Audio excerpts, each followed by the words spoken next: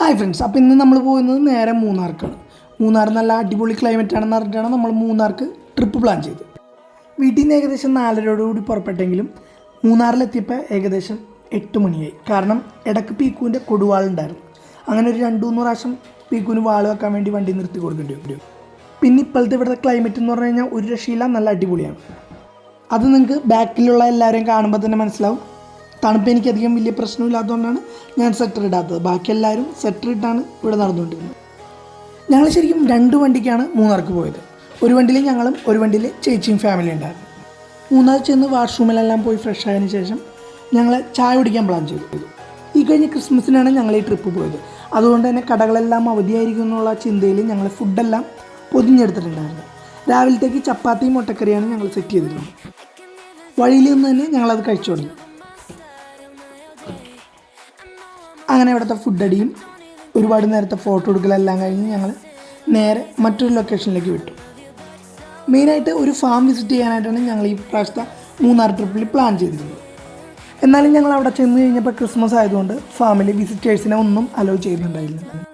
ഇതിലും ഗതികെട്ടവർ വേറെ ആരെങ്കിലും ഉണ്ടോ എന്ന് വിചാരിച്ചിങ്ങനെ ഇരിക്കുമ്പോഴാണ് ഞങ്ങൾ കണ്ണൂരിൽ നിന്ന് വന്ന ഒരു പാർട്ടീനെ കണ്ടത്.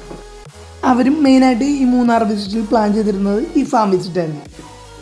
അവിടെ നിന്ന് തിരിച്ചു വരുന്ന വഴി ഞങ്ങൾ അടുത്ത് കണ്ട ഒരു വെള്ളച്ചാട്ടത്തിൽ ഇറങ്ങി. ഈ വെള്ളച്ചാട്ടത്തിലാണെങ്കിൽ ഐസിൽ കാല് വെച്ച പോലത്തെ ഒരു പ്രതീതിയായിരുന്നു.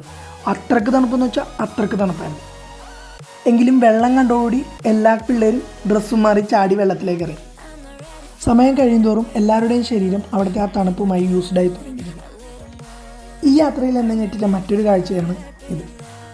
ജീവനുള്ള ആളുടെ ശരീരത്തിലേക്ക് ഇരുമ്പ് കമ്പികൾ കൊണ്ട് തുളച്ച് തൂക്കിയിട്ടിരിക്കുന്നു. എന്തിൻ്റെ പേരിലായാലും ഇത്തരം ആചാരങ്ങൾ നല്ലതാണോ ചീത്തയാണോ എനിക്കറിയില്ല.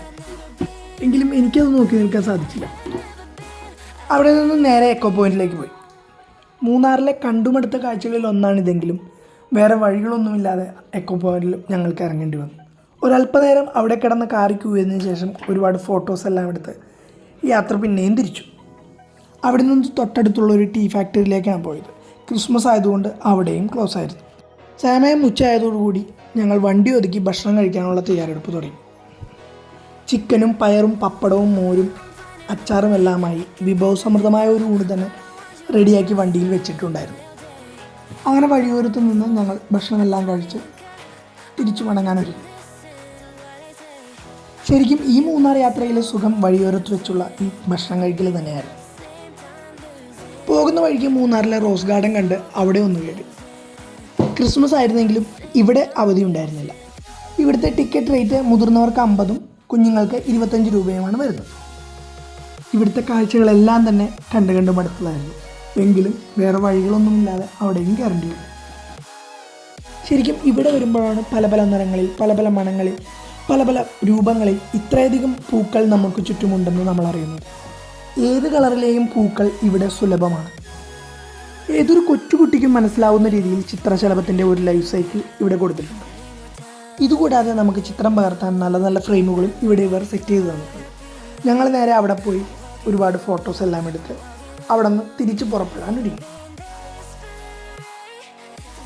പോകുന്ന വഴിയിൽ വഴിയോരത്തുള്ള ഒരു കടയിൽ ചായ കുടിക്കാനായി നിർത്തി.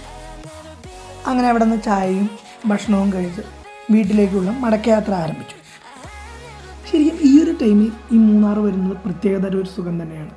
നല്ല ക്ലൈമറ്റ്, നല്ല റോഡുകൾ, എല്ലാം കൊണ്ടും യാത്ര അടിപൊളി.